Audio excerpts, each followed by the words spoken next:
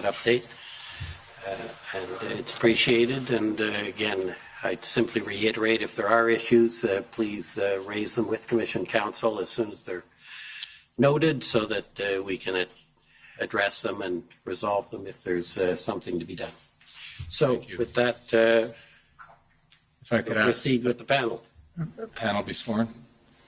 Deputy Commissioner Duhem, will you swear on a religious document or do you wish to affirm? I swear. I can swear on a religious document. We have available the Bible, the Quran, or the Torah. Bible.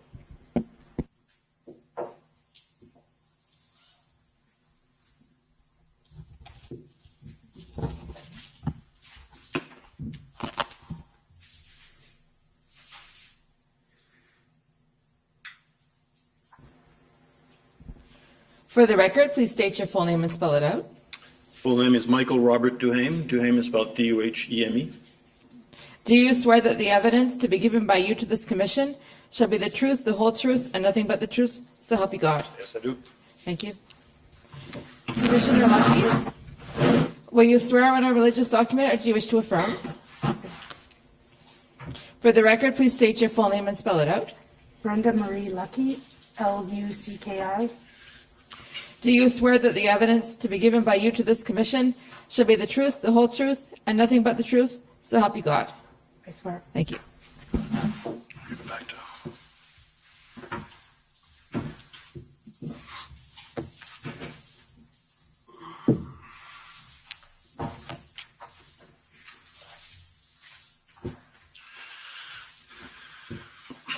Good morning, Commissioner, Deputy Commissioner. Morning. Morning. To see you again, and I'll begin by reminding you that you met with Commission Council back on September 7th, and with you were a number of your colleagues, and you were interviewed, and a summary of that interview was prepared that has since been put on the party database and been made available to the parties. For the record, it's WTS 6069.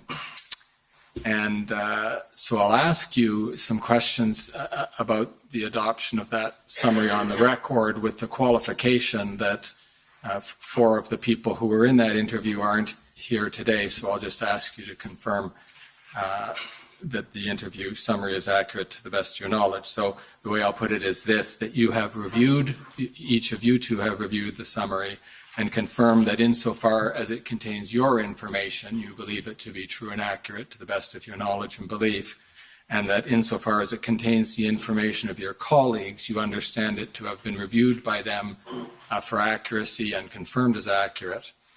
Is that true? Yes. Thank you. Now, Deputy Commissioner Duhem, we got another chance to talk to you later on October 11th, and there is a separate interview summary of that interview. For the record, that is WTS 6068. And have you reviewed that summary and confirmed that it's accurate? Yes, I have, and it's accurate. And do you adopt it as part of your evidence? Yes. Thank you. Now, there is a third summary, and this is the summary of the interview of Ms. Ducharme and Ms. Vinette. And for the record, that is WTS 6067. And since they're in your division, Deputy Commissioner Duhem, I will ask you to confirm that that summary has been reviewed by Ms. Ducharme and Ms. Vinette for accuracy, and that it has been filed with the Commission as part of the RCMP's evidence? My understanding, it has been reviewed by the 2 individual. And it's adopted as part of the RCMP's evidence? Correct. Thank you. Now, finally, the RCMP filed an institutional report that has been on the party database for some time as DOJ.IR.6011. And I'm going to ask you to tell us what you can about a recent clarification to the status of that institutional report so that we can make sure the proper version gets adopted as your evidence. Can you help us with that? Yeah, I can. I don't have the exact page because I was given a copy this morning from Council, from DOJ, but it does refer to police agencies and jurisdiction. And my understanding is that Commission Council had requested this information, and we did, when we went through the validation process, is what was written in there is a standing operating procedure that was not in force at that unit at the time. So we just wanted to clarify that. And so the institutional report that is about to be, or perhaps already is updated, in any event, will soon be updated to the party database, will have that correction made in it? I'm assuming so, yeah. Yes. And so if I can put it this way, can you prospectively adopt that corrected institutional report as the evidence of the RCMP before? Based on the copy I was given, yes. Yes, thank you. And Mr. Commissioner, for the benefit of parties who may be concerned about a last-minute correction, I can confirm, and I think Deputy Commissioner, I'll ask you to confirm, this is a relatively minor correction to the currency of a version of a document cited in the IR that has in fact been updated, and that updated version will be reflected in the as-filed version, correct? That's correct. Thank you. With that administrivia out of the way, Commissioner and Deputy Commissioner, I'll ask you some overview questions just to get you to introduce yourselves to the Commissioner and to the parties. And so I'll I'll begin by asking you, Commissioner Lucki, to just describe your role within the RCMP, and just so that you don't need to tell us the whole of that, perhaps you could concentrate in particular on your role as it pertained to the convoy and protest events that are the subject of this inquiry. Thank you. Generally, my role as Commissioner is to oversee the operations and administration of the RCMP.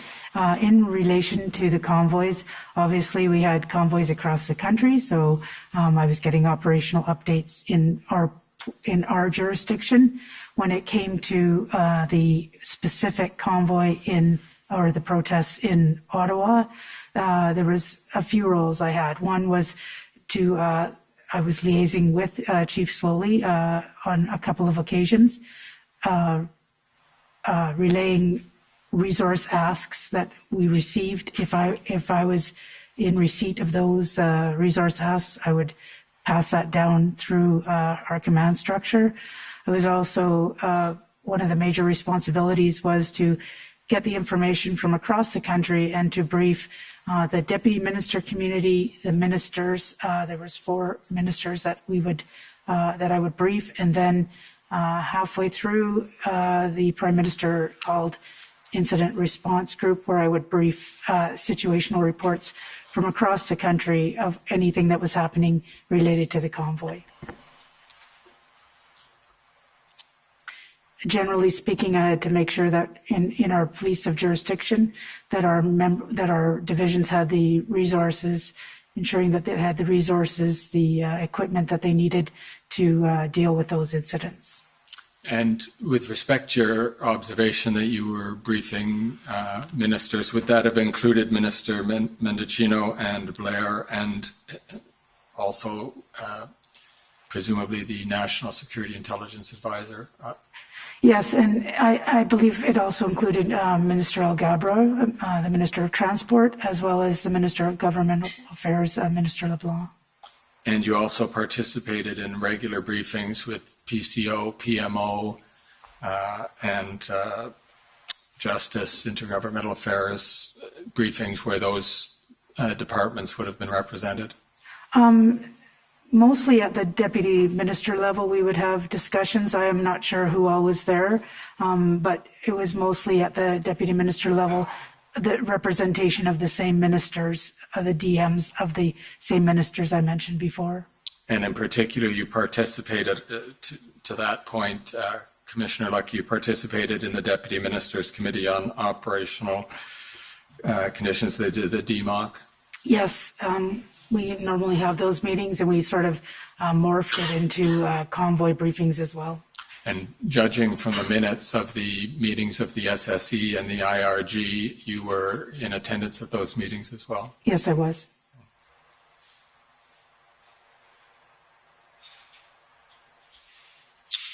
And you mentioned that you liaised with then Chief Slowly, and presumably later on with Deputy Chief Bell. Were you also in regular contact with the Commissioner of the OPP, Mr. Creek? Yes, I was. Thanks. And Deputy Commissioner Duhem, could you describe your role in the RCMP generally and as it had particular application to the convoy and similar events? Yep, I'm responsible for federal policing. Federal policing program within the RCMP has about 5,000 people assigned to the program. Our mandate is to investigate national security, such as foreign actor interference, terrorism, ideologically motivated violent extremists. We also investigate transnational serious and organized crime. We are also responsible at the border between the ports of entry. And we also have a protective policing mandate, which ensures protection to certain incoming dignitaries, so the Prime Minister, Chief Justice, the Governor General, and others that are appointed by the Minister. And we also have our intelligence and international policing that reports into federal policing. So my role on the convoy from the onset, really, we were looking at it through a lens of protective policing. That was our core mandate when it all started. As the resources ask started, and as this grew, the Commissioner appointed me to be the point person for the organization to coordinate the assistance that we're providing to OPS throughout. I was part of the goal command structure when it was formed. My responsibility throughout from the beginning was to ensure that the Commissioner had the right information to brief up at the various briefings at the DM level, at the ministerial level, at the ERGs, and the coordination of resources from across the country that needed to be brought in. I had a team looking after that. So really the assistance to the OPS in support of resources, regardless of the skill set, was under my responsibility. Thank you. We're going to come back in a few minutes to the federal policing responsibility of the RCMP. But you mentioned an expression in there that might come up later in our discussion. It has been mentioned before in various contexts. I think you might have called it the gold command structure, but I think the expression is the gold, silver, bronze command structure. Could you just describe how that works for the RCMP and how, in some of the contexts, it came to bear on the management of the convoy? Yeah, the gold, silver, bronze structure, and it's well explained in the report. But basically, the gold structure is really providing a strategic direction to manage the operation. The bronze is really the people who would look at planning the event, and then when you get to the silver, is actually the people who are actioning the plan that's being done. For me, Reverse gold, silver, bronze. Gold, silver. Sorry, yeah. Silver are actually. Preparing the strategy that was dictated by the gold command. And as it trickles down to the bronze are really the feet, the boots on the ground, the SMEs that actually action the plan. Okay, and that command structure, as I understand it, there wasn't just one applicable to all of the RCMP. That might be implemented in particular jurisdictions or indeed to deal with particular situations or incidents. Am I right there? That's correct. Okay. So you might, for example, for Coots or for a province, have a gold, silver, bronze structure implemented to deal with events in those locations. Correct. The one in Ottawa is specific to dealing with the one in Ottawa. Thank you.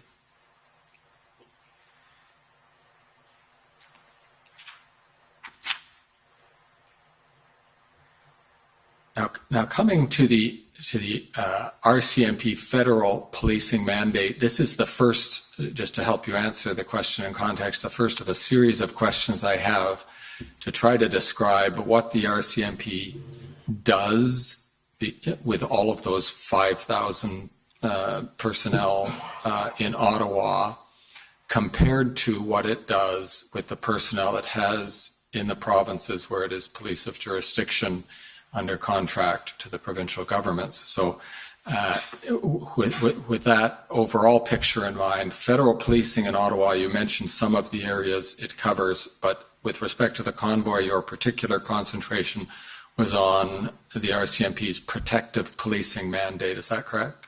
That's correct. And I just want to correct this. When I mentioned 5,000 people, it's not 5,000 in Ottawa. 5,000 federal police employees across the country and posted internationally as well. So not just uniquely in Ottawa. I see. I'll come back to a distinction there, but how many are in Ottawa, roughly speaking? National division is composed of about 700 people. And then when you add the component at national headquarters, probably around, I'm throwing a guess here, 1,200. That'll do for these purposes. Now, could you expand a bit on the RCMP's protective mandate, as it's sometimes called, the protective services that the RCMP offers in the city of Ottawa or the National Capital Region?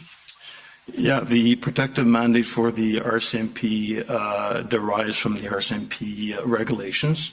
We are mandated to protect on a threat risk assessment base the Prime Minister, the Governor General, the Chief of the Supreme Court, visiting dignitaries, presidents from other countries it would fall under our responsibility, or any other appointed official by the Minister of Public Safety.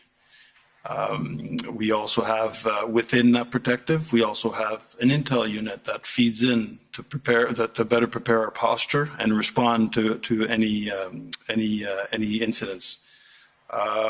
Here in Ottawa, we are looking at about 400 people that are assigned full time. And when I say 400, it's all categories of employees assigned to protective policing. And if you can describe it, we might come to some particulars as it relates to specific incidents, but generally speaking, what was the impact of the arrival in Ottawa of the convoy? What was the impact of that on the protective mandate of the RCMP?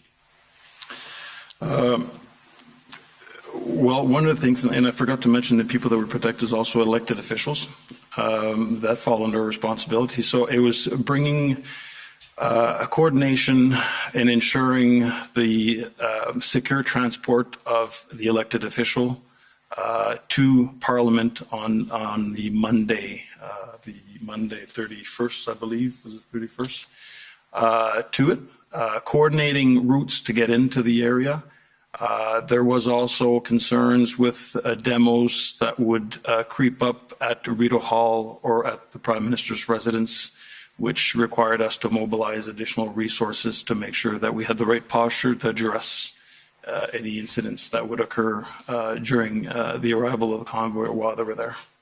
Okay, well, that's a helpful example. So if you expected to encounter protest activity as part of escorting and ensuring the safety of the Prime Minister or one of the other people for whom you're responsible, and you encounter this protest activity, sort of, if I can put it this way, in the way of your the path that you expected to take, your protective policing mandate, would that include dealing with those protesters on a public order management basis?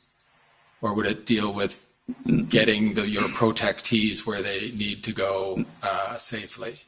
In this instance, our POUs were not dispatched to clear the roads or to assist in any ways. We were working with the Ottawa Police Service to ensure what were the egress and ingress with regards to Parliament Hill. Without, obviously, with the dynamic and the fluidity of what was going on downtown, a lot of the routes could not be guaranteed, so that's something that we had to factor in and had to shift our plans as we went forward. Okay. Again, at the risk of belaboring the point, I just want to make sure I understand correctly. The impact on your protective policing mandate wasn't that you had a public order mission to clear the routes. It was just that your mandate was more complicated because you had to coordinate with the OPS and make sure your routes were safe.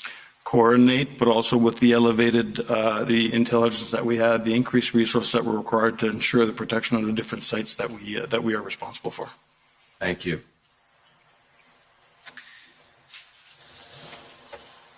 Now, another part of your police work, I'll put it this way, because I'm not sure how it would fall into these mandates, certainly your federal mandate, was to to collect intelligence as the convoy was approaching. Now, we're not going to spend a lot of time on that, and Commissioner, this is the point where I would footnote, so to speak, the witness summary that I referenced at the very beginning, because Commission Counsel did do an interview and filed the interview summary of Ms. Ducharme and Ms. Vignette, specifically on this point of the RCMP's collection of intelligence in relation to the convoy. So we'll just ask this panel a few questions about this. You did have an intelligence team analyzing the information available as the convoy was approaching, correct? Yes, we did. Can you just give a quick overview of who those people were? Yeah, there's several structures in place when it came to intel within the organization. So we had an ideologically motivated criminal intelligence team that were looking at it more from a national scope as to what was going on and providing strategic threat advisory bulletins. I think there's 8 in total that went out throughout the legal protests. And we also had our protective intelligence unit that was really gathering intelligence to help us with our protective posture, but it doesn't neglect the fact that the information gathered under the PIU unit would be shared with other agencies.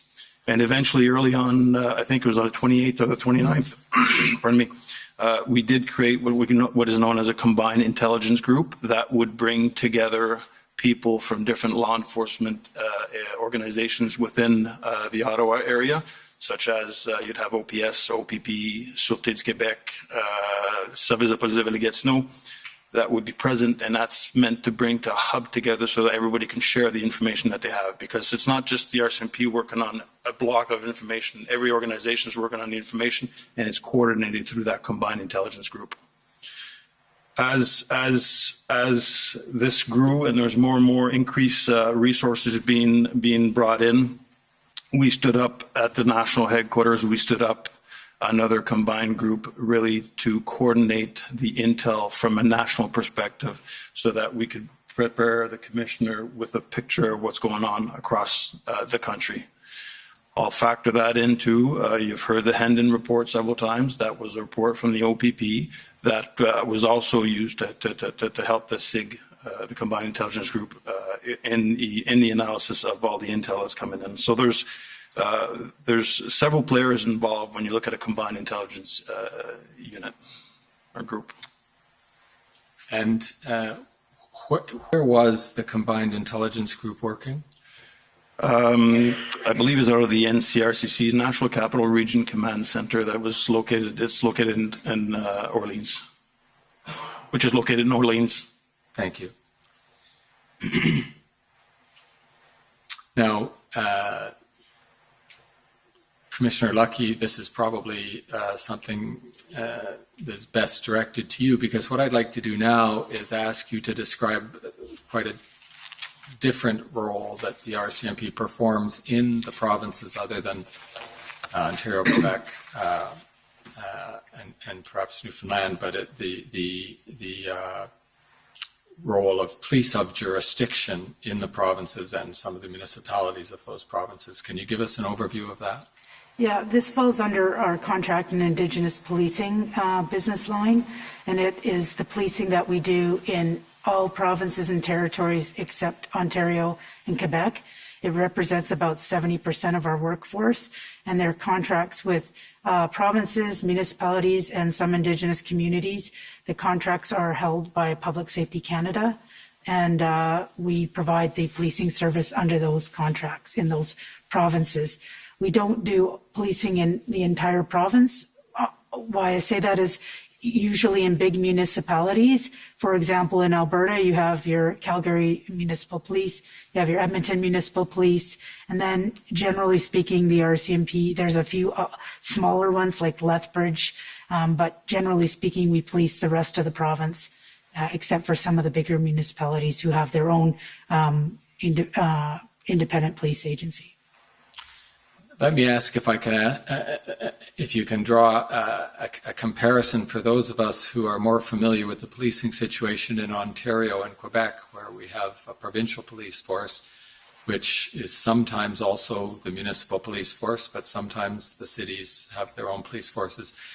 Do I understand correctly that in the provinces other than Ontario and Quebec, that would be the RCMP, you would be the provincial police force, and in some cases, the police force of the municipalities that don't have their own police force? Yes, very similar to what the OPP or Sûreté Québec are. Right, so functionally speaking, again, this sounds Ontario and Quebec centric, but the RCMP is the OPP or the Sûreté de Québec in all of the provinces except Ontario and Quebec. Yes. And that is arranged by a contract with each of the provinces, correct? No, not necessarily. We have 194 contracts, 169 contracts. Some, in the case of BC, for example, the province has the contract and they sort of subcontract. But in places like Alberta, they have a provincial contract and then they have municipal contracts. Any municipality over a certain population will go into a municipal contract and it changes the funding formula, as well as there are certain Indigenous communities where there's a different funding formula.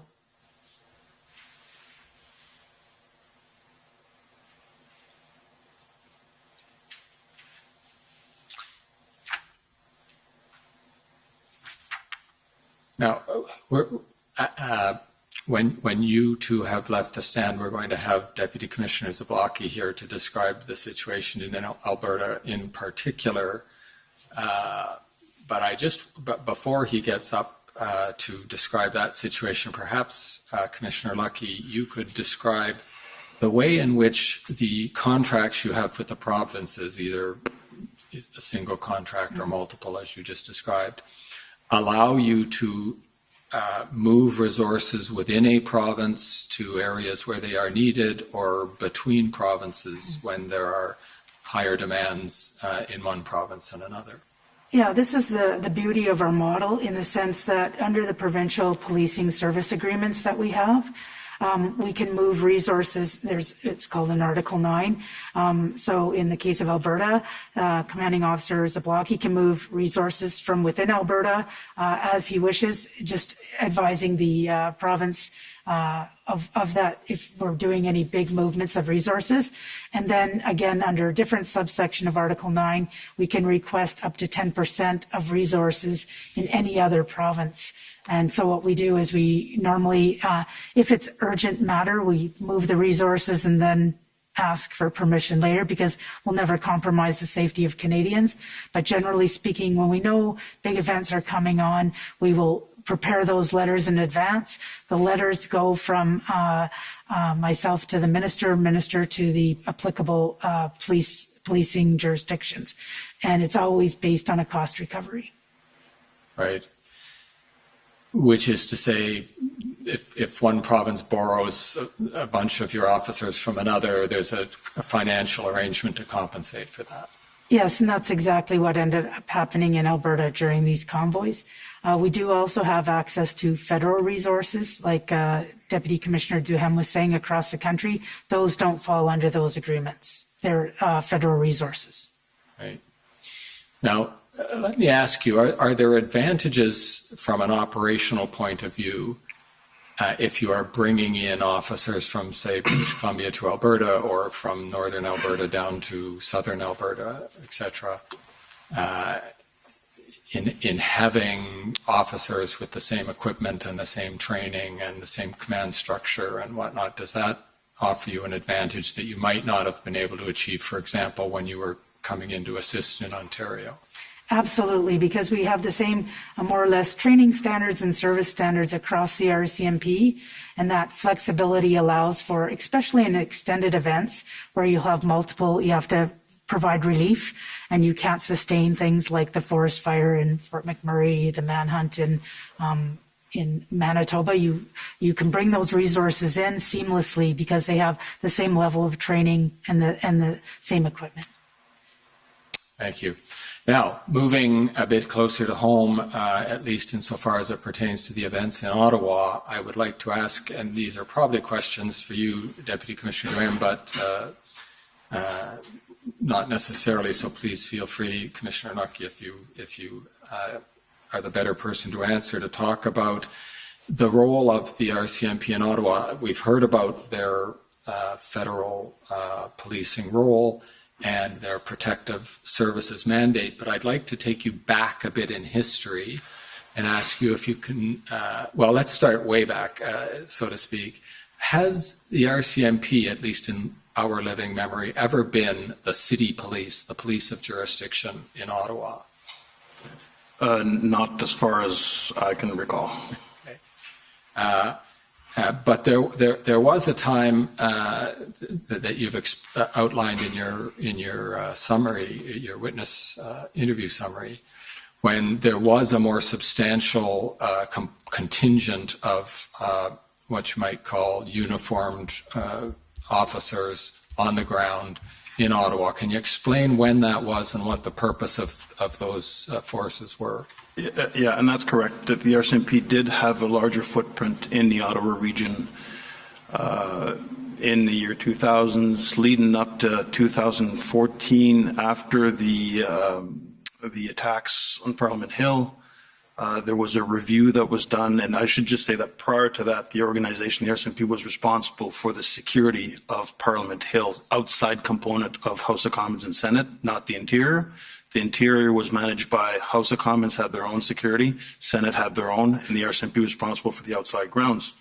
At that time also that we had more resources when it came to our protective policing mandate. We had more clients to protect at the time. And then over years, there's a different approach on the way we did business that reduced our footprint when it came to protective policing, as well as patrols at the embassies.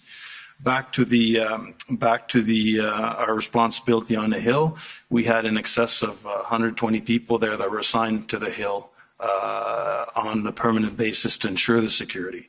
When the attacks occurred, there was a review done of the entire security posture on the Hill, and that's when a new legislation was created to create the Parliamentary Protective Service, who the RCMP was responsible leading the integration of security of the different units that were there. What we saw after a year and a half being there, it was decided to put a plan forward that, realizing that the job that's being performed on Parliament Hill was not a policing function, but more a security function. There's a transition that was done with PPS, with the accord of the both speakers, to reduce the footprint of the RCMP. Currently, legislatively, the only position that requires an RCMP member is a position of director. So when you talk about shift in resources and footprint, there's a significant one that happened recently. Protective policing, when it came to our clients, happened before that. So if I may, when you look at the dynamics prior to this change, the RCMP, when it was responsible for the Hill, looked after all the planning of the different events that took place on the Hill. This was prior to the creation of PPS. And we would work jointly with Ottawa Police Service. Being a demo that's going through the streets of Ottawa and would land on Parliament Hill, then it's shifted over from OPS to us. And we work jointly on that in regards with the plans, the preparation to respond to any of demos that are going on the Hill. When PPS came into to effect, I was the first director. And what we were looking at is the PPS becomes distinct and basically not separate from the RCMP, because the RCMP still had a role to play, but must be distinct. So the planning was now done from PPS, this is 2015. Every event that was on the Hill was being done from PPS and not necessarily the RCMP. We assisted at the beginning, but now they're completely autonomous when they're planning for events on the Hill. And in your witness summary, some of the questions that Commission Counsel asked had you explaining that this perception that the RCMP and the OPS should be working jointly to manage large events in Ottawa hasn't entirely dissipated from the minds of the people at Ottawa and the OPS. Can you just give us a description of that situation as you see it now? So we still work jointly with the OPS. I can give you an example of any event that would occur on Parliament Hill. PPS would have the lead for planning the event on the Hill, but you would also have OPS would be responsible for whatever's in the street. And we'd be involved from a protective lens as to what's going on. Will there be any road closures? Will there be, what's the impact on our mandate? But it'd still be a lead role from PPS, but organizations will come together.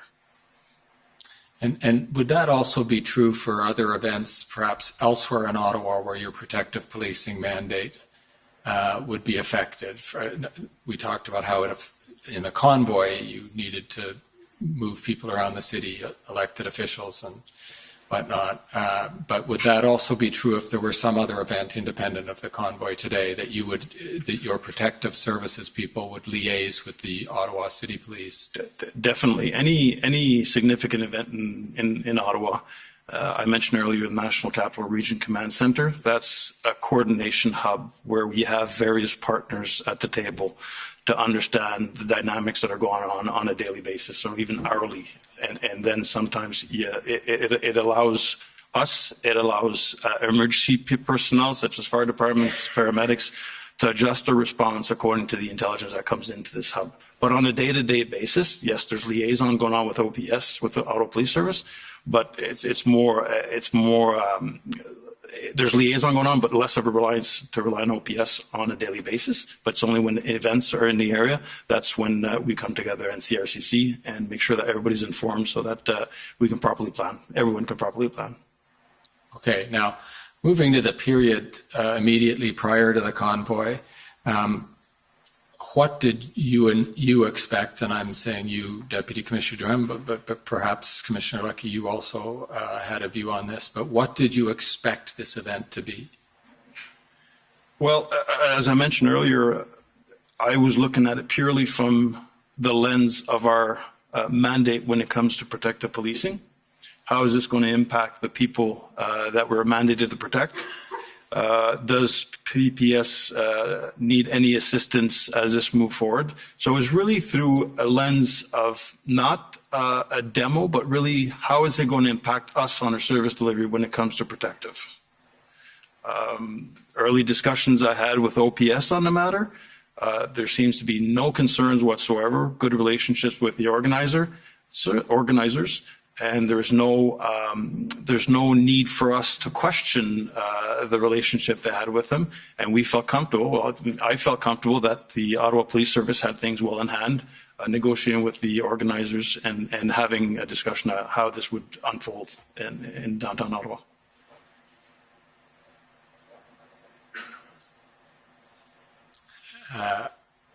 If I just cast back to the point about intelligence that was being collected by your IMSIT and other people in conjunction with the convoy, your forces in Ottawa, including the intelligence people, would have been aware of the Project Hendon and similar intelligence that was being shared among intelligence agencies with respect to the size and scope and possible intentions of this convoy, correct? Yep. Yes. And despite your having had access to all that intelligence, you still viewed this as an event that the Ottawa Police appeared to have under control and didn't cause you any particular concern other than the extra attention you would have to pay to your protective mandate. That's correct. And there was no additional ask for resources as they were planning up when the convoy was going to arrive in Ottawa. So I was of the feeling that they had everything under control. And as I said, if there's no request for resources, I know in incidents, situations like this, that the organization on the intel side come together to share that information. But I didn't have any concerns because I was of the opinion that they had everything in hand. Thank you.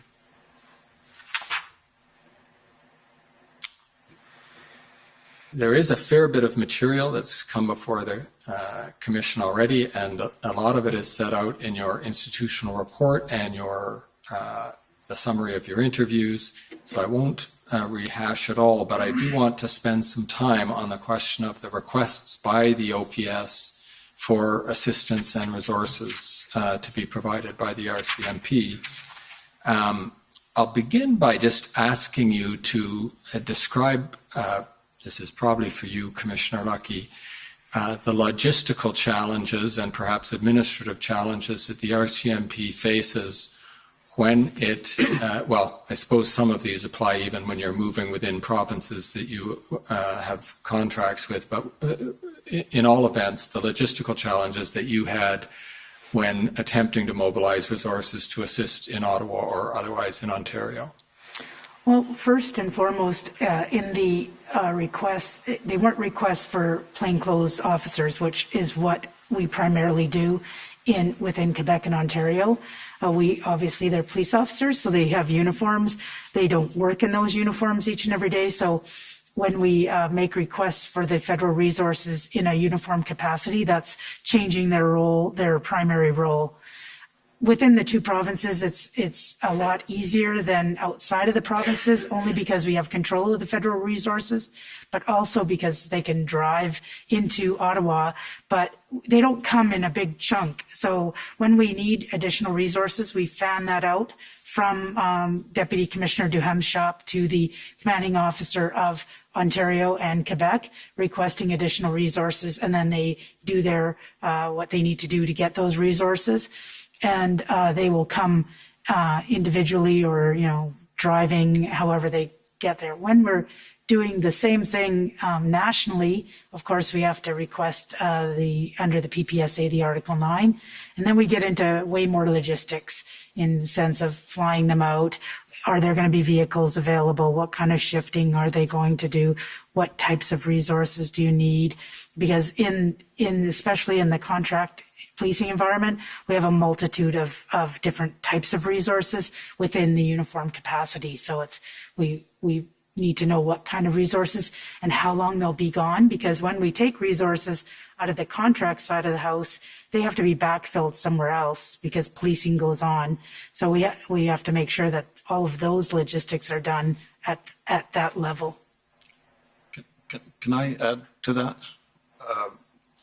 An important factor that we have to remember is that requesting resources, be it from Quebec or Ontario, the RCMP still has a mandate to fulfill in those provinces. And mobilizing resources, you have to find the resources. We have ongoing investigations that we cannot stop. So it's finding that right balance of how many resources can we release to make sure we keep the lights on to ensure that we are still on mandate on what we're doing in the respective provinces. So it's not just, it's easy to say we need 50 additional people, but then we have to look at who's releasable in those divisions based on the functions or the responsibilities that they have right now. So, thanks. Yeah, there is a lot on the record and about how many resources were available when. Can either of you give us the basic facts of how many RCMP resources were available from the beginning to the end of this and approximately when they were made available? I'm going to leave it to other parties to drill down on that, but just if we can have a big picture of what resources the RCMP committed to the events in Ottawa. So, go ahead.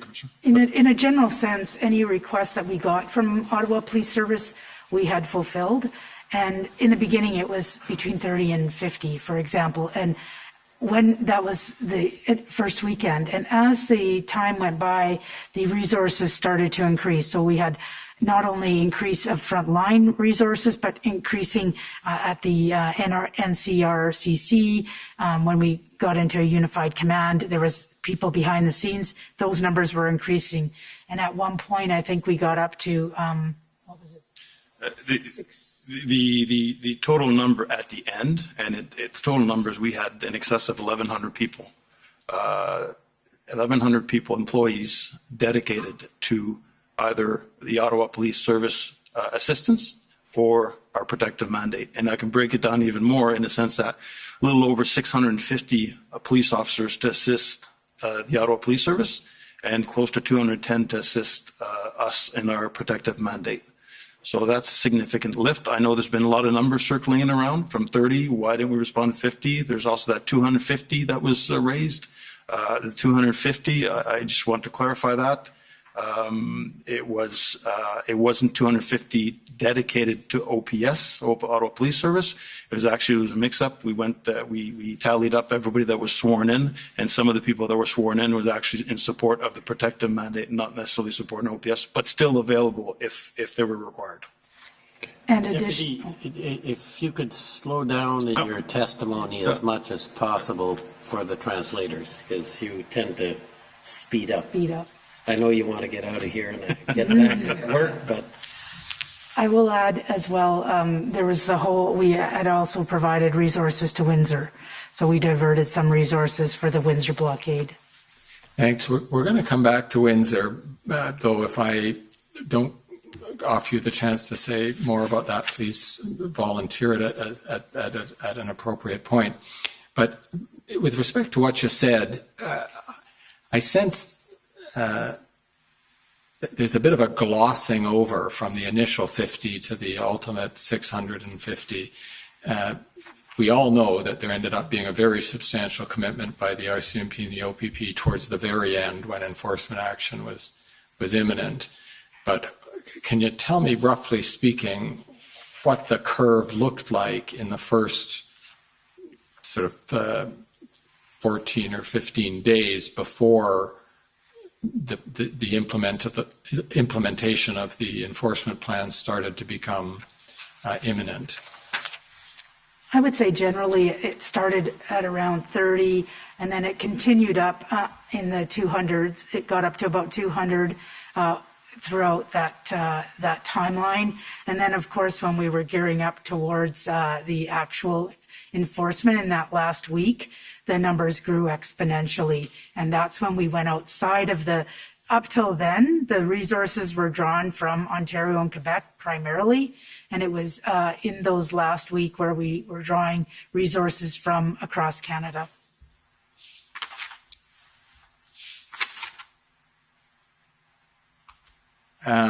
That's exactly the information I was looking for. Thank you. On that point, there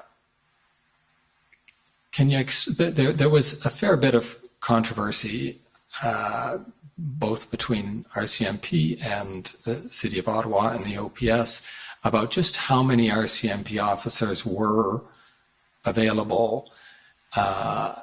You've acknowledged some confusion about whether they were available as boots on the ground to be deployed by the OPS versus people you were bringing in to assist in your protective mandate. But can you explain why there was that difficulty of communication between the RCMP and Ottawa or the OPS about just what resources you were allocating to deal with the situation in Ottawa?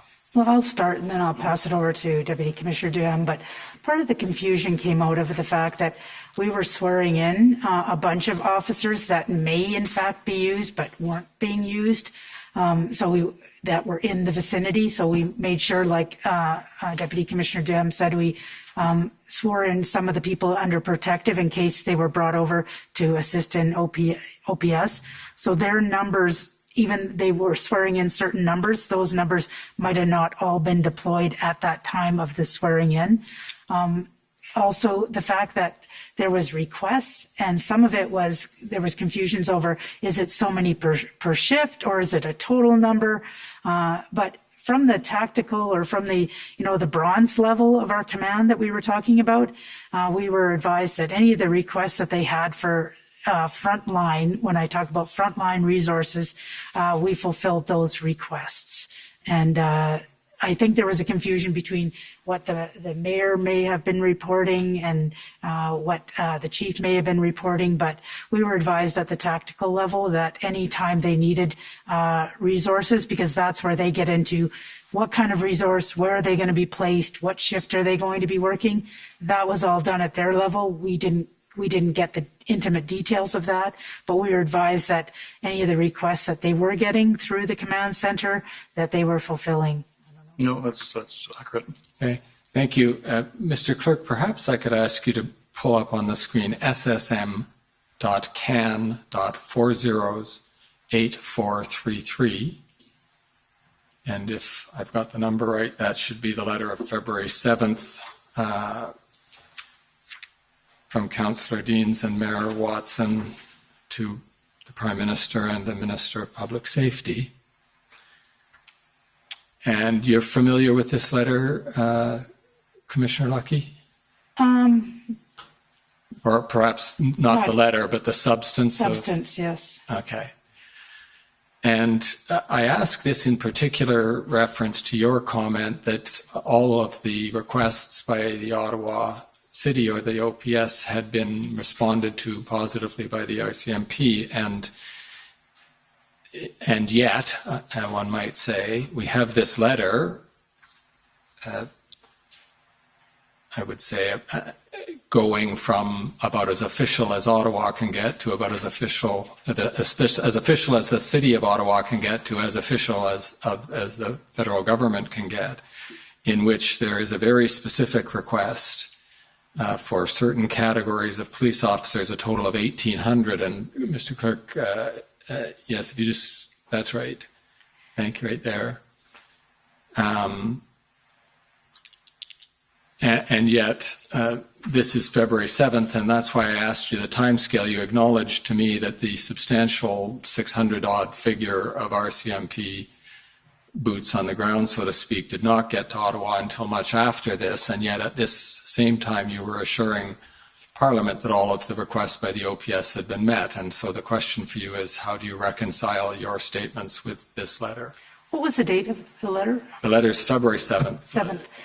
Yeah. At that point, when there was a request for 1,800 resources, and obviously I was in consultation with the OPP Commissioner, and it tells what kind of officers, but it wasn't, is it 1,800 RCMP? Is it, because there was still the OPP who were responsible for securing resources from all the various municipalities. We were under the impression that it was 1,800 between all of us. And what did that mean? Who was going to provide what resource? And when we get into these high numbers, that's when we have to ask, okay, what is the plan? Where's your plan? How are you going to rotate these resources? What kind of resources specifically? And it sort of talks about that, but 100 civilian staff, what does that mean? There's all kinds of duties under civilian staff. The public order officers, 600, we don't have, to have 600 public order officers. The OPP was actually responsible for the prioritizing of public order officers within the province of Ontario during that time. Did that mean they were going to provide the public order? We were going to provide frontline. So until we saw what the plan was, because the minute we draw outside of Ontario and Quebec, we have responsibilities to our contracts. We have to know when we draw them out, how long are they going to be gone? When are they going to be replaced? How are they going to get there? What are the logistics? Is there equipment that they can't bring with them that they need when they land, like certain vehicles or command centers, if in the case of public order? If they are going to drive their command post, then they need lead time. So there's lots of things to consider. A general request like this, it sort of in a way caught us off guard because we didn't have those discussions with Chief Slowly up to that time. There was talk about increasing the resources for enforcement, but we didn't get into any specifics until this letter came out. Yes, the paragraph that begins, we ask the Government of Canada and the Province of Ontario to work with us to secure this combined officer surge. Is that what you mean when you didn't know which force were being asked for? Yes, because it wasn't, even though it was to the federal minister who was in charge of, who oversees the RCMP as part of his portfolio, we didn't assume that we were being asked for 1,800. So did it mean that 3/4 of those resources would come from Ontario and 300 or 600 would come from RCMP? We needed to see a plan. So this is from politician to politician, but we needed to translate that into operational plan. So we wanted to see what the plan was and what kind of resources specifically they needed, with what skill set and with what equipment.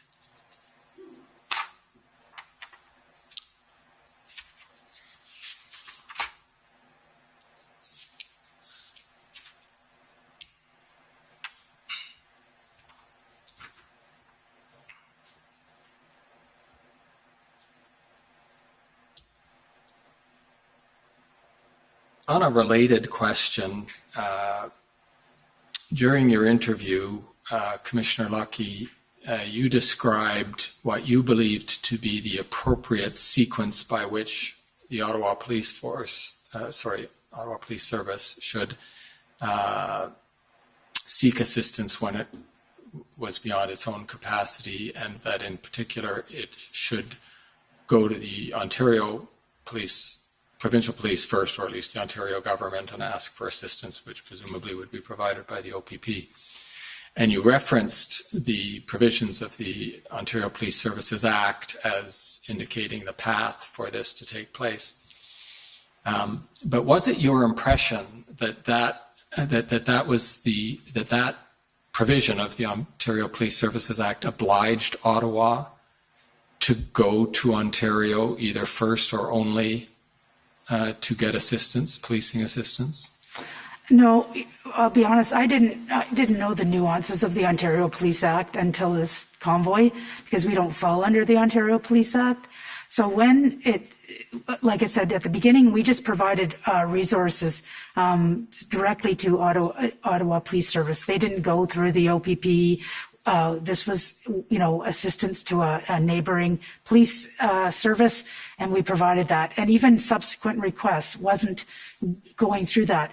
But when it got to this number, that's when the OPP commissioner explained to me the process, which I wasn't aware of, that such requests should go through the OPP, and then the OPP would exhaust all avenues within the province of Ontario, and if required, would come to outside, they can go to like another municipality like Edmonton City Police or a different police services, or they can go to the RCMP.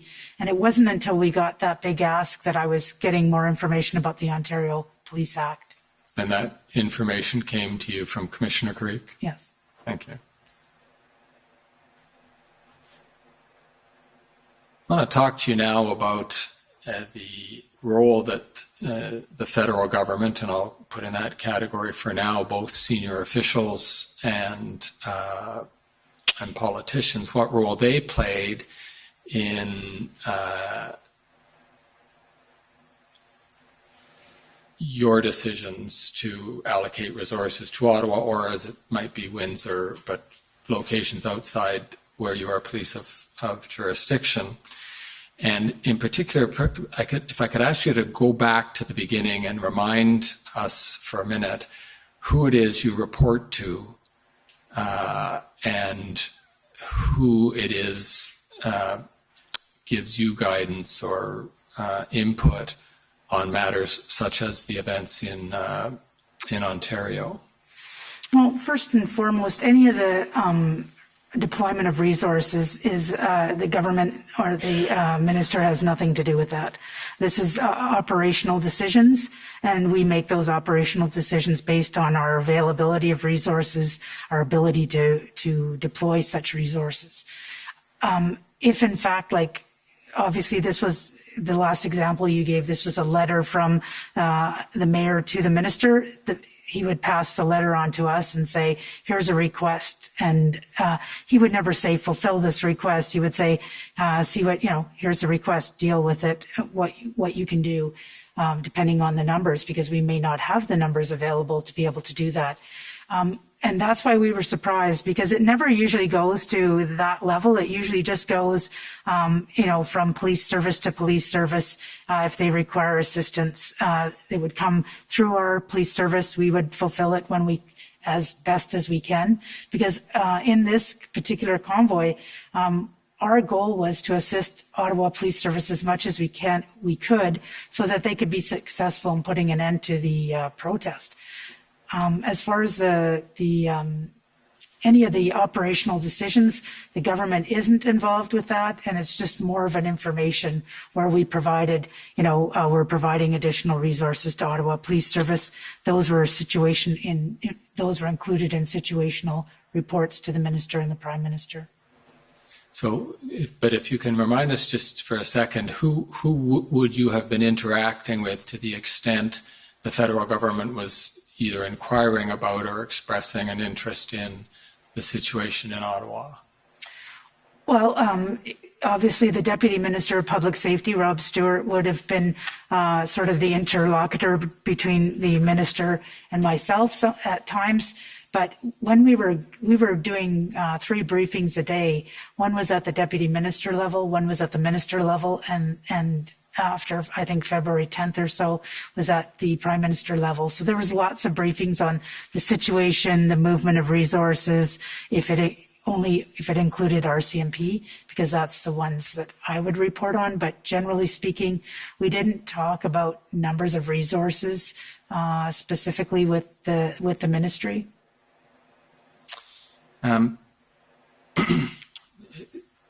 Let me ask the clerk to pull up PB NSC CAN 408043.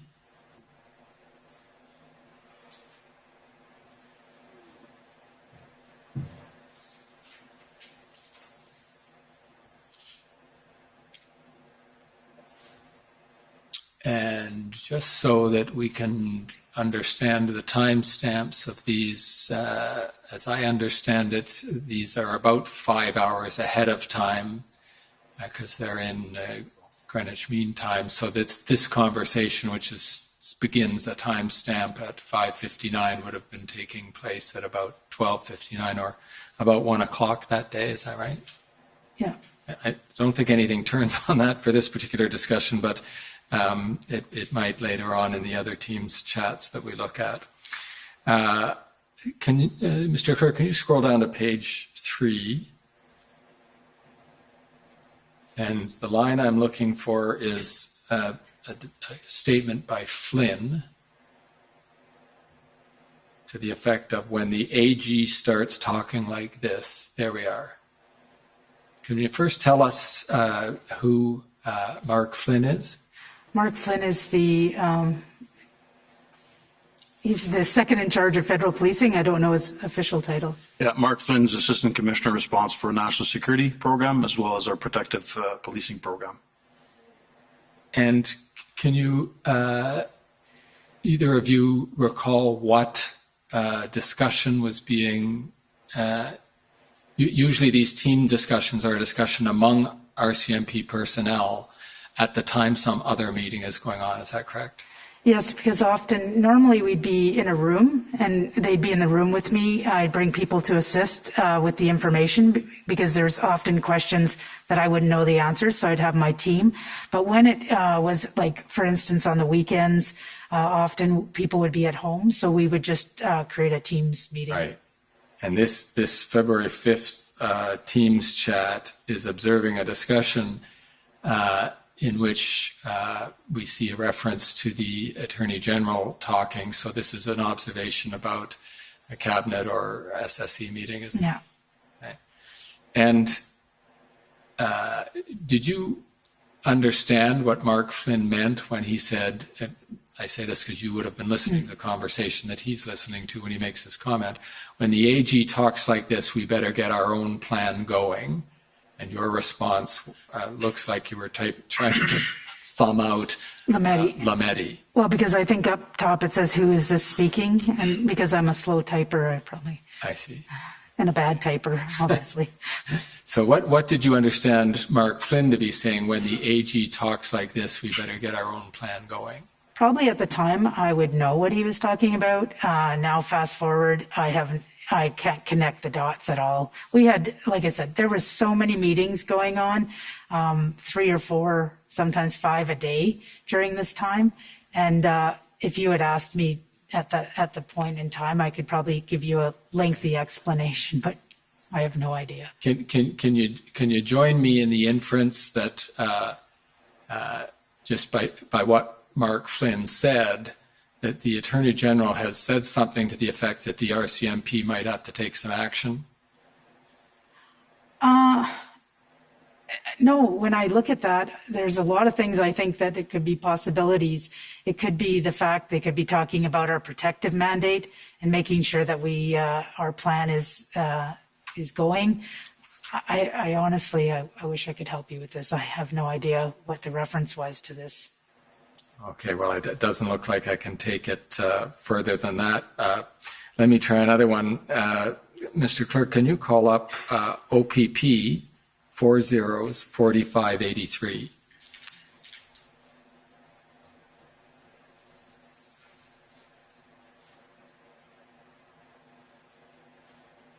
And on page 3 of that, and we're going to have to figure out who's who in this text exchange. But first of all, Commissioner Lucki, can you confirm that this is a text exchange between you and Commissioner Carrick of the OPP? I believe so, yes. Okay. And I don't know whether to ask you, Clerk, to scroll up or down, but there we are. The blue, I believe, is you, Ms. Lucki. Is that correct? Okay. And in the middle there, you say this: between you and I only, GOC, and by that you would have meant the Government of Canada? Yes.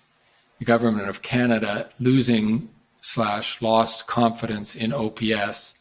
We got to get to safe action / enforcement. Can you tell me what you meant when you said that? Well, generally speaking, I mentioned it earlier, is our goal, and especially from my point of view, was how can we help Ottawa Police Service succeed in this occupation of downtown? And so now we're into the second weekend. Of course, there's not much we can do during that weekend because the numbers have grown exponentially. So I think, first of all, when they first came on the very first weekend, people assumed that they would, the convoy would come into town, they had an agenda, they'd follow their agenda, and then they would leave. And when that didn't happen, and we got into the second weekend, we didn't, from my point of view, we weren't expecting that, for them to stay that long.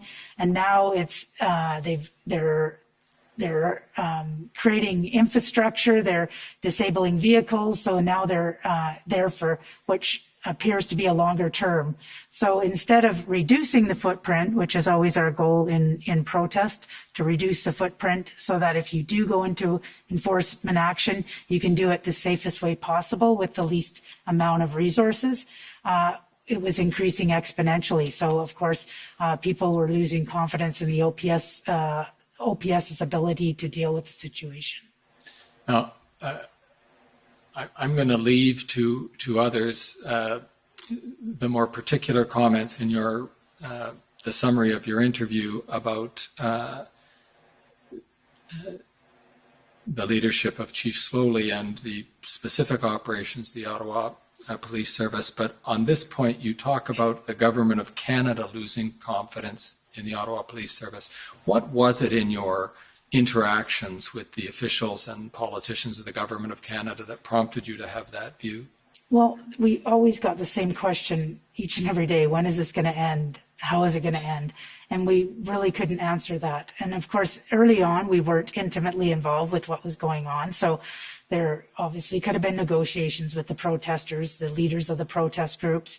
But people from the outside looking in weren't seeing any decrease in the activity. They were seeing the opposite. They were seeing increase in activity from the protest groups and more people getting involved, especially on the weekends. So, of course, people were wondering if there was ever going to be an end to this because they hadn't seen any outwardly enforcement action. So in a way, it wasn't a completely if I could use the word educated point of view, because nobody knew the nuances of what was going on tactically from OPS. It was just a comment from the outside looking in. Okay, I've tried twice to get you to describe what it was made you believe that the government of Canada had lost confidence. And I think twice you've told me why one observing the situation might have lost confidence. So if I can bring you back to that and ask you if you had some inputs that made you believe the government of Canada had lost confidence in the Well, we had deputy ministers meetings. Nobody said out loud that, I don't recall people saying, you know what, we're losing confidence. It was my observation by the various comments about how come this is still going on? When is this going to end? How come it's getting bigger? So I was inferring from those comments, when is Ottawa Police Service going to do some enforcement? When are they going to deal with this situation? I could hear the impatience, I could hear the frustration, and from that, I inferred that they were losing confidence in Ottawa Police Service. Thank you for that. Sorry. Now, if I can take you down, sorry, not down, but further on in that text, you say we got to get safe action/enforcement. Can you decrypt that for us? So that's all about, let's help them get a plan together so that we can help them with safe enforcement. So again, when having experience in public order, it's all about minimizing the footprints. You won't do that on those weekends. As we all saw, the numbers grew exponentially. So obviously any enforcement action should be generally speaking, between the Monday and the Friday where the footprint was minimal. And so helping them get to a place, because we knew that the numbers were too big, even with a minimized footprint, for them to handle it themselves. And they already mentioned that they needed assistance from the various police agencies. So how can we help them do that is what I was referring to. And then the last text here, first of all, the reference in there to the Emergency Measures Act, in retrospect, am I correct in guessing you meant the Emergencies Act? Yeah, I would imagine. Right. Okay. So, because if they go to the Emergency Measures Act, you and it's I, and thumbs are not working with perfect agility here. You or I may be brought in to lead, not something I want. So a concern you had was that if, and this is February 5th, and you're contemplating the possibility of the invocation of emergency legislation, if they go to the Emergency Measures Act, you or I may be brought in to lead. So that was a scenario you thought was a possible outcome of invocation of the Emergencies Act, was that either the OPP or the RCMP would be put in charge, so to speak, of the Ottawa situation. Yes, very early on when they talked about Emergencies Act, I had no idea what exactly that meant. And there was talk about, well, what happens if Ottawa Police Service cannot enforce or have the ability to deal with the situation? And there was talk about, do you change leadership? Do you change police? It was all in general conversation, nothing specific. And really it was from a place of problem solving. Everything was put on the table, and so that was one of the things that came up, whether or not that could actually happen. That's when I started learning more about the Ontario Police Act, where if they started to go through the process of the Ontario Police Act, they would in fact be the OPP that would be next in line to assist.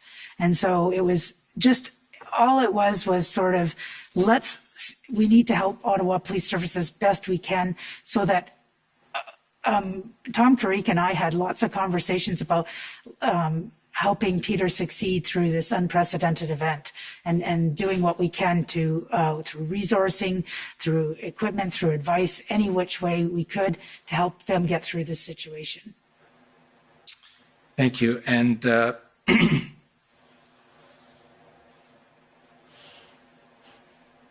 if I could ask the clerk to bring up PB NSC CAN 408042.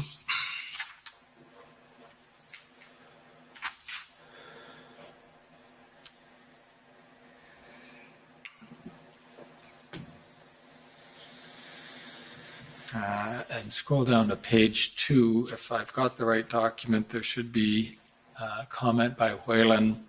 What is his objective? There we go. Thank you.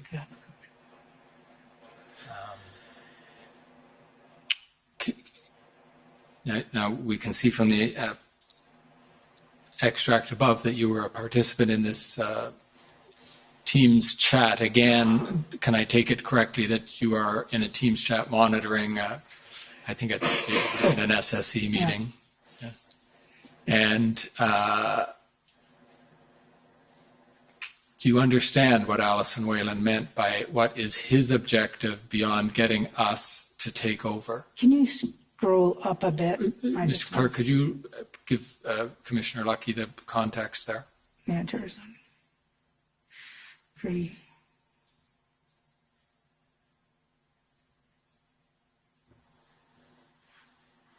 I'm imagining, again, I'm speculating because there is a lot going on.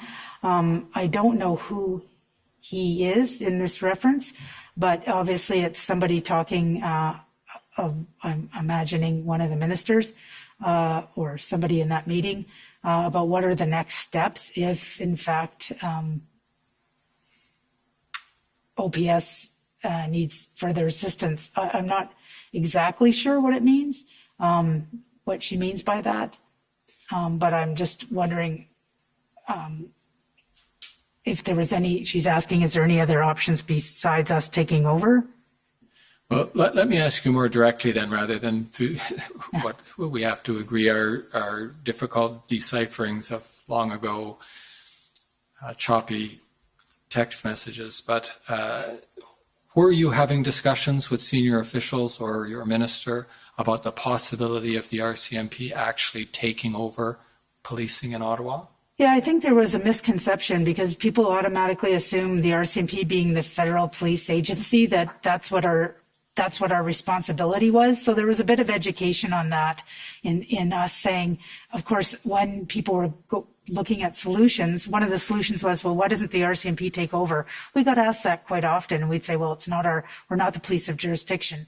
We don't have jurisdiction in the province of Ontario. There's a lot of other layers before coming to, you would never come to the RCMP. That's not our role. But I think there was an assumption because we're the federal policing or national policing agency in Canada, there was an assumption that that's what that meant.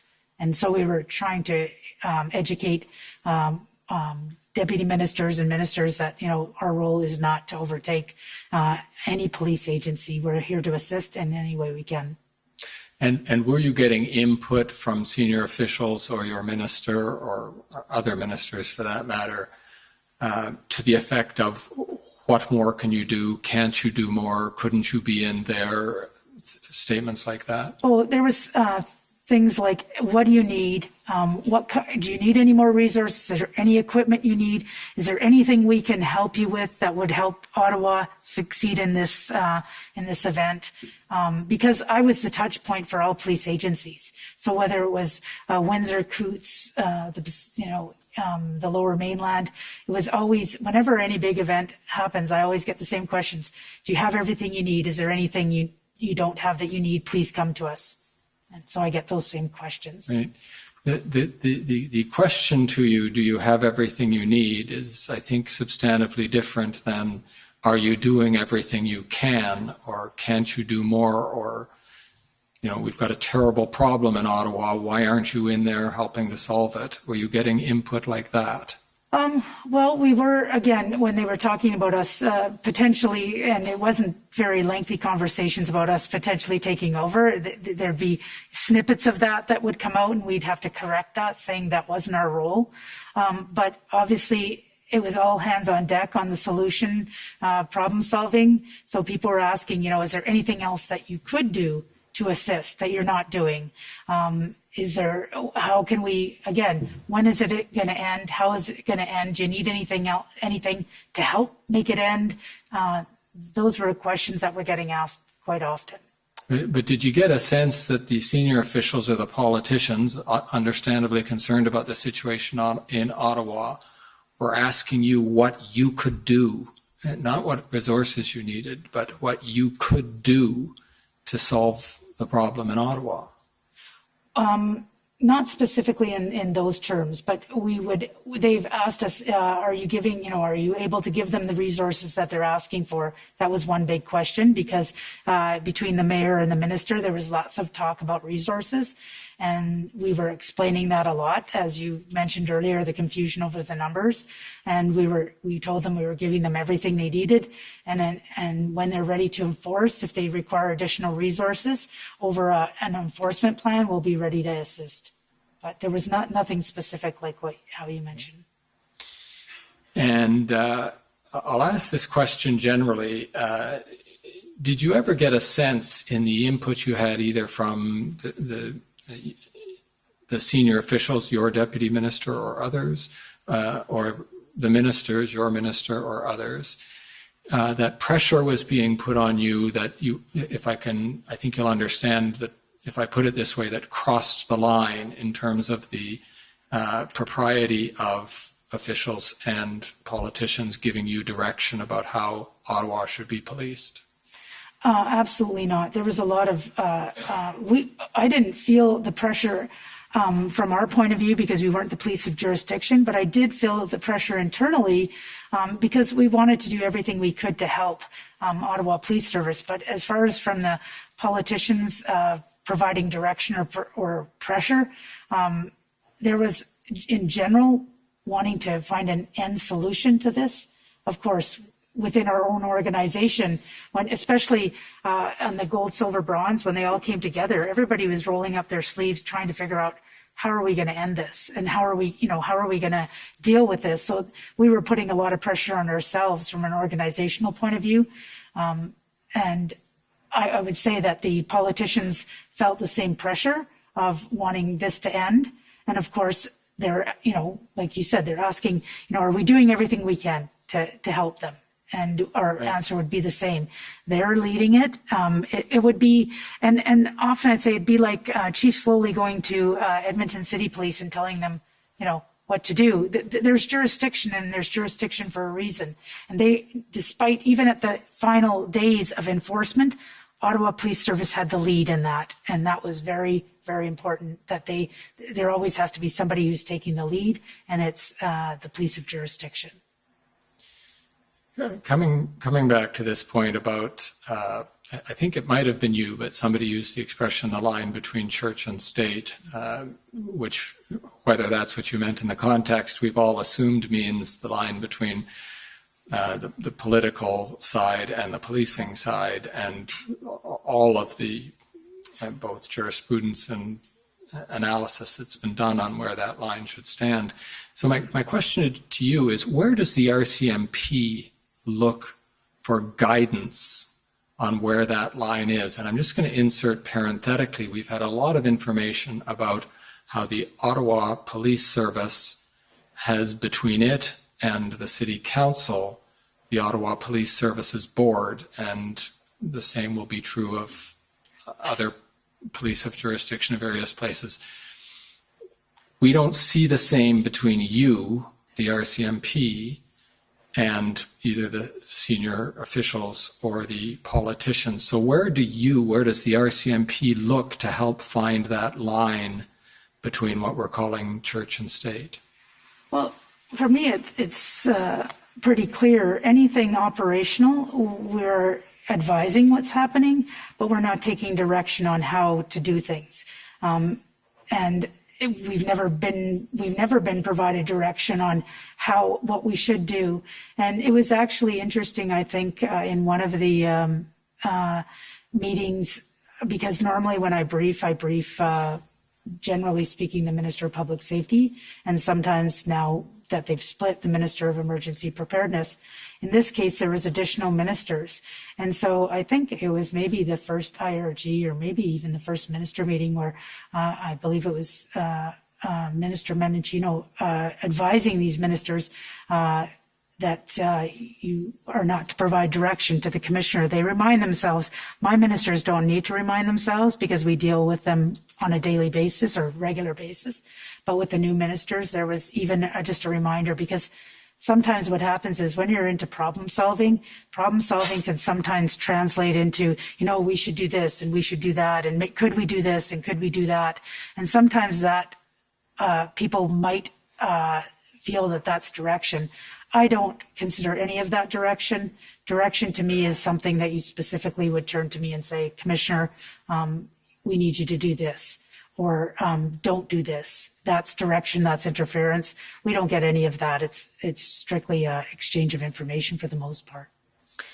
Okay, thank you for that. Is there some institution or body, though, that stands between you and your minister, the way that one might analogize to the Ottawa Police Services Board standing between City Council and the Ottawa Police Service? No, we don't have a police commission. We've just brought in in the last couple of years, a management advisory board. So, sorry, repeat that. I missed it. In the last couple of years, we just brought in what we call a management advisory board, but they are there to provide advice to the commissioner. They do not. They don't. They're not the filter between us and government. Right. And so, if your minister or a minister were to cross that line, it's simply a function of you having to say, you're over the line, minister, or otherwise defend your own jurisdiction, so to speak. There's no institution that protects you from that. Everybody is just expected to follow the rules, or you call them out. Yeah, there's no institution in between the two of us, but we definitely have our policies and our procedures and our direction. And under the RCMP Act, I am in charge of the operational command of the RCMP. I can get ministerial directives from the minister, but it's in regards to administrative matters. But I won't get anything. For example, if I was to get a ministerial directive, I'm just hypothetically speaking, that I felt crossed over in the operational domain, I would bring it to my legal advisors and say, is this crossing over? So I'm just trying to, as I'm talking, I'm trying to think of somebody that would act as that. And the only people I can think of is probably legal advisors that may, in fact, if I felt that happening. But I've never had to, in meetings, I've never had to really, tell everybody to stop and you're crossing the line. Because they're very cognizant of it and they're very protective of it, because we have similar countries in the Five Eyes that are struggling with this, and they actually come to us and ask how we do it. But it's basically from previous testimony at the Mass Casualty Commission, because I've been asked this question several times, I think it's time that we put something to writing that outlines what you can and cannot do from both the commissioner's perspective and the politicians, especially from a rotational point of view. There's a lot of different, politicians change so that they are understanding, because we're not the only operational entity in the federal government. There's corrections, there's border services. So I think it's time to clarify it, because it's been a topic of conversation.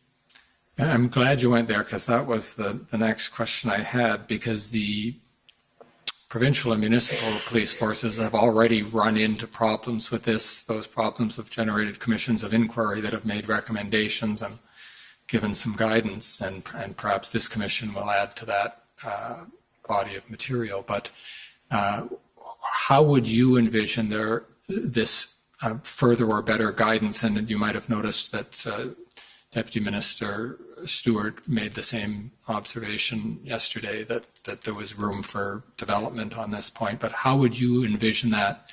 What would it be contained in? Some policy guidance document? And is there work on this now? Well, actually, I think one of the members of Parliament has put in a private member's bill on that very subject, and said it won't be difficult to do, because there's many police agencies who have examples of what needs to be put in text to make this happen, because it's already out there. And the name is escaping me, but there is a private member's bill to discuss this very issue. Thank you. And to be clear, I heard you say that this wasn't an issue with respect to the convoy or the blockade, but it is a topic you believe should be addressed. Is that fair? Well, absolutely, because in the last 6 months, I've had to respond to it on several occasions. And so my hope is that my replacement won't have to. So we need to clear this up. Thank you. I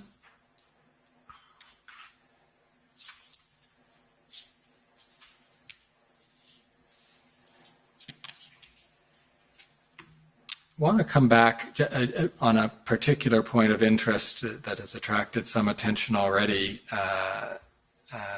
before the Commission, and that has to do with, well, perhaps I could ask Mr. Kirk for you to call up WTS 6068.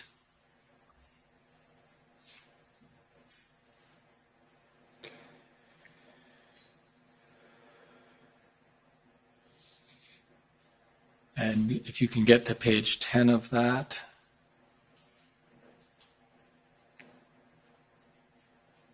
No, you had it there. And I recognize that handwriting. Not mine. Deputy Commissioner, this question is for you because am I correct in identifying that as an extract from your notes? That's correct.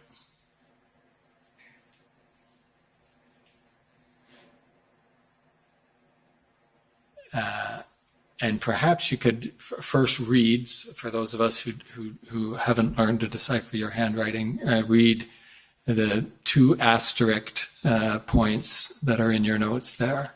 Yeah, the first one is Peter referring to the Chief Slowly from Ottawa Police Service said he's going to ask double of what he needs. And the second asterisk is planners from our shop, integrated planning cell, what resources are required, because we were talking at that point, have an integrated planning cell. What type of expertise do we have to bring? And these notes stem from, on the page before that, I believe it was Steve Bell that was briefing us, providing an update, and that's a comment that was shared by Steve Bell. Okay, I was just going to take you to that. If you look in the typed text below your written note, you describe roughly what you just said, that the note reflects a call with Deputy Chief Steve Bell of the OPS concerning the OPS's request for resources.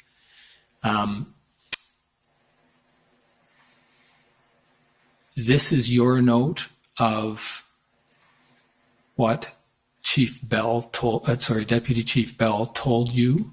Exactly. And if I could have the page before that, because I don't have my notes, but I'm quite certain it reflects a call with Chief Steve Bell. It's written down below, yeah.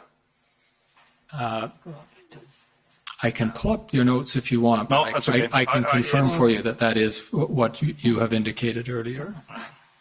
No, I'm okay with that. Okay. Yep. And if you can help us with this, and you're not the first one to speak to this statement or comment, what did you understand Deputy Chief Bell to be meaning when he said, well, first of all, Peter slowly, is that correct? That's correct. He's going to ask double of what he needs. Can you explain at least what you understood Deputy Chief Bell to be saying? So the way I interpreted it, the numbers that were provided publicly and through the letter that went to the minister, the 1,800 asked, is that really reflective of the needs? Because again, I go back to what the Commissioner said earlier, throughout this process, there was no plan to support or to demonstrate to the organization what skill sets and resources are required to support an operational plan and to support Ottawa Police Service. So I took it when this was briefed to me the first time, the 1,800 police officers, 1,000 police officers, 600 public order teams, 100 support staff. I took it that, is that what they're asking? Considering that Deputy Chief Steve Bell says he's asking the double what he needs. So I wasn't sure if that was an ask, and it was starting to sound like a broken record where without a plan, both us and the OPP were kind of struggling as to what types of resources do you actually need to assist in addressing the issue in Ottawa.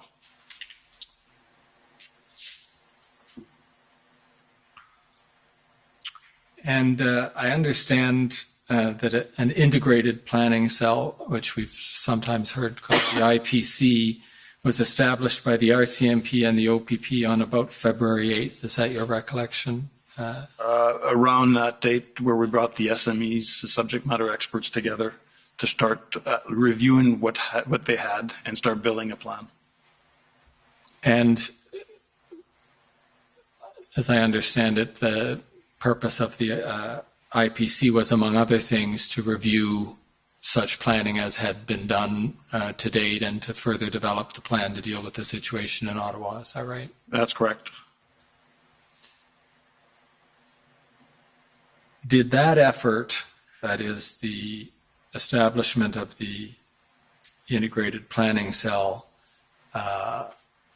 allow you and presumably the OPP, but allow the participants in the planning cell to put a finer point on the resources that would be required to deal with the situation in Ottawa? That was one of the objectives, is to nail down what was required for Ottawa. Right.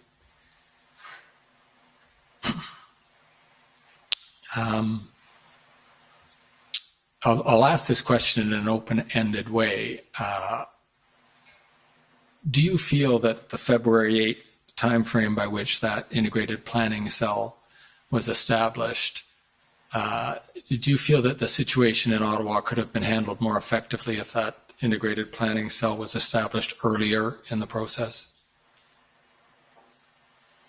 It wouldn't merely be speculation on my part how it could have been handled if this was put together sooner. Could it have come to an end sooner? Perhaps, but I'm not in a position to say that it would, considering everything that was going on. So, fair enough. And the other thing to factor in is it's one thing to look at the plan, but again, I go back to what I mentioned earlier. When it comes time to mobilize resources from across the country, it's not only challenging, but sometimes resources don't get in the next day. It takes a couple of days before you get there. So, if I could also add, not being intimately familiar with what OPS was doing, they could very well have been in negotiations with protesters. And we always say in public order, if you're in protests, if you are in negotiations with the leaders or various people in these protests, while you're still having the conversation, you're not going to go into enforcement. So not knowing that, we could only speculate that they could go into enforcement when they might, in fact, be in the midst of negotiating a peaceful resolution. So did you view the integrated planning cell as strictly an enforcement a mechanism to organize enforcement? No, because part of that, when you're dealing with protests, you have taskings going to your police liaison teams who are dealing with the leaders of the protest group.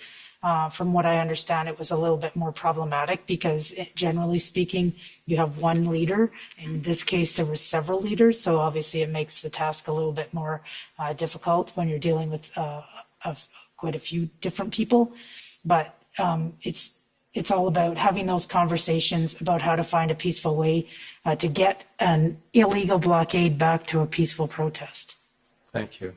And we'll come back to that very point, but just so I understand correctly, what you're saying is you don't mobilize your public order units right away when there's still a viable option of a liaison solution to the situation? Not necessarily. It depends on the dynamics, because if you are negotiating and there's problems where public safety is at risk, you may in fact you may be in negotiation and still have your public order teams staged at a location. So you still may need them just in case in the event. Every protest is different.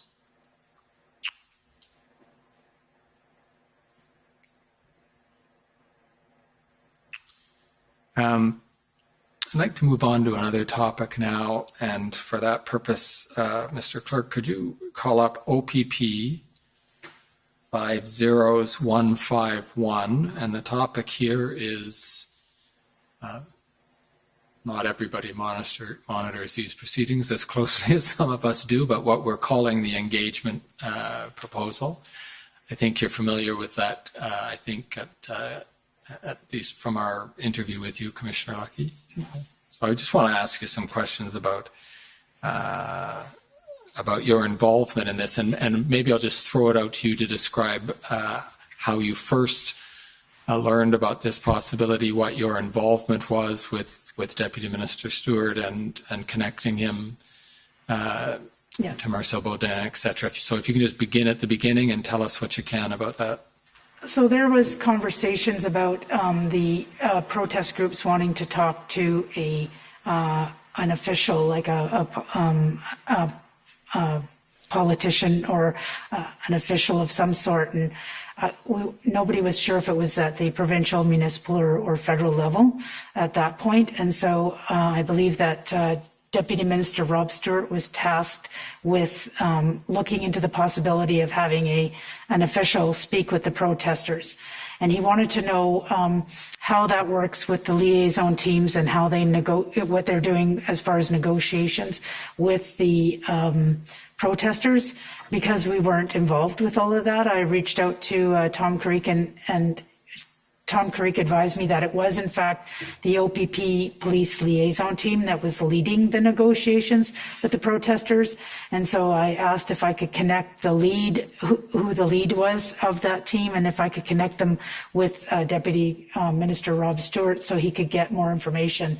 And really, my role was as a facilitator, and I introduced the two of them so they could talk. Later on, he was coming up with this protest engagement strategy. I think he asked what we thought of it. I sent it back to my team who deals with liaising. We have a different structure, but same idea, but different structure. I gave it to them to say, is there any red flags on these documents, or is there any advice we can provide Deputy Minister Stewart? I think we provided him a bit of advice on that. I think as well, I included asking Inspector Baudin what he thought of what I had said, but then I'd already realized that he had reviewed the document, I think. So it was just a matter of connecting Deputy Minister Stewart with Inspector Baudin on this protest engagement strategy as one of his tasks.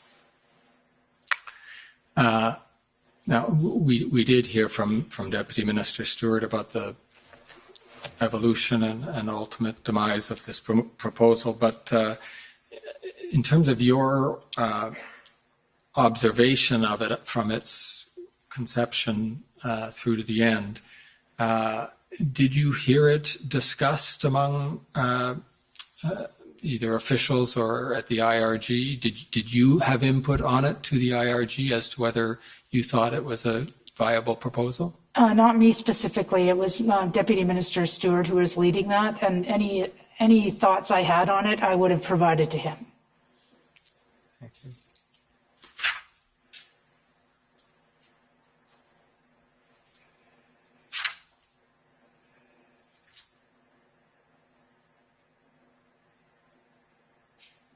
If I can switch gears here a bit on... Is this a good time for actually, the morning break?